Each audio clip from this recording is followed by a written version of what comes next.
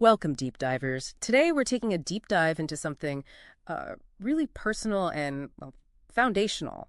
The automatic ways our bodies respond to the world.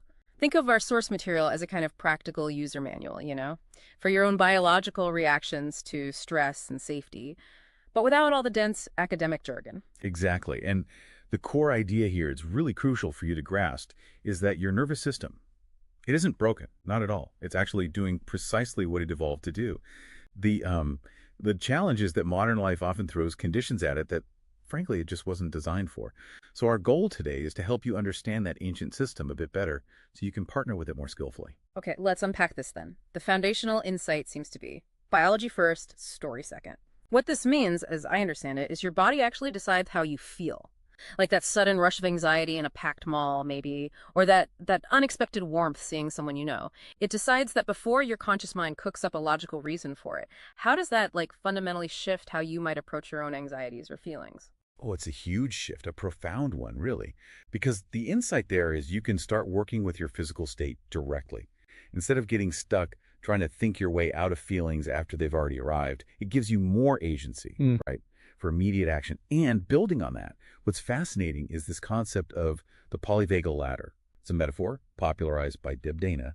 It helps visualize your nervous system's three main states. And importantly, none are inherently good or bad. They're just survival responses built in. The key takeaway, I think, is shifting from judging these reactions like, why do I feel like this, to simply identifying your state, understanding it's a mechanism, not you being flawed. So at the very top of this ladder, we have what's called ventral vagal. This is the safe and social state. This is when you feel calm, curious, connected, capable. Think enjoying dinner with friends or getting lost in some creative work. It's our state for connection and growth. Right, the sweet spot. So if ventral vagal is that ideal place, what are maybe some subtle clues we're dipping out of it? Because sometimes you think you're fine, but maybe you're not quite. That's a great question. It can be really subtle, maybe a slight tightening in your jaw or shoulders you barely notice. Or your voice loses a bit of its melodic quality, even just a tiny bit of restlessness creeping in. Then, moving down the ladder, we hit the sympathetic state. This is your classic fight or flight. You feel energized, maybe anxious, ready for action, focused on problems, maybe dangers. Think rushing for a deadline or that buzz during intense exercise. It's activation. It's meant to mobilize you. Okay, so that's the doing mode. Exactly. And then at the bottom rung, the most ancient response is dorsal vagal. This is the shutdown state. Here you might feel disconnected, numb, maybe hopeless, very low energy, like you just want to curl up. This can happen when you're totally overwhelmed, maybe by terrible news or just long, drawn-out stress that feels like you just can't move, can't think. Right. Given those states, especially that dorsal one, how do we stop judging ourselves when we land there? Because it can feel pretty awful, pretty helpless. How do we use this knowledge constructively instead? Yeah, that's so important. The key is remembering it's your biology trying its best to protect you, even if it feels bad. Instead of judgment, try bringing curiosity. Like, okay, my system's gone into shutdown. And the how of it all. How does our body even know which state to activate? This brings us to Dr. Stephen Porges' idea of neuroception, which is really quite amazing. Think of it like your body's unconscious smoke detector. It's constantly scanning below your conscious awareness for cues of safety or danger. And it picks these up from mainly three places. First, the environment. Things like lighting, noise levels, even the layout of a room, feeling safer with your back to a wall. Makes sense. Second, people and social cues. Things like genuine smiles versus fake ones, the tone of voice someone uses, open body language versus closed off.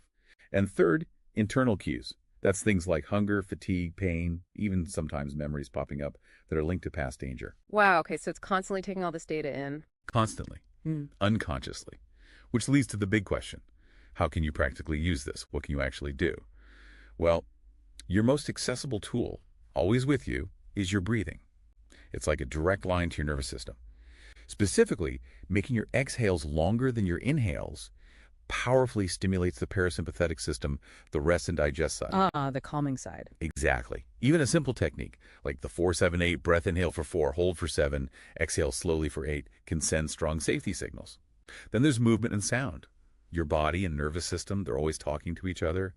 Gentle movements, rocking, swaying, maybe a slow walk in nature. Those can be very calming, very regulating. Vigorous exercise, on the other hand, can help discharge that pent-up sympathetic energy. Right, burn off the jitters. Yeah, and even simple things like soft humming or singing gently, That actually stimulates the vagus nerve directly, which is a major player in regulation. Humming, really? That's interesting. It is. And finally, something hugely important but often overlooked, co-regulation. We are biologically wired to connect. Your nervous system is constantly unconsciously reading and influencing the nervous systems of those around you. It's like a subtle, energetic dance.